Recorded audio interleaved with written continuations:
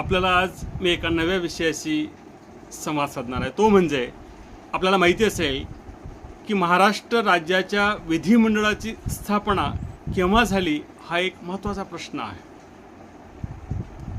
भारताच्या 1935च्या भारत प्रशासन कायद्यानुसार जे संघराज्य व्यवस्था आणि राज्याची स्वायत्तता हा विषय घेतलेला होता, त्या अंतर्गत ब्रिटिश प्रशासनाने भारतीय वसाहतीमध्ये संघराज्य व्यवस्था अंमलात आणण्यासाठी प्रांतीय शासनाची सुरुवात केली होती। या अधीन राहून 24 एप्रिल 1937 रोजी मुंबई प्रांताची स्थापना झाल्यानंतर या प्रांतामध्ये मुंबई विधिमंडळाची स्थापना करण्यात आलेली आहे।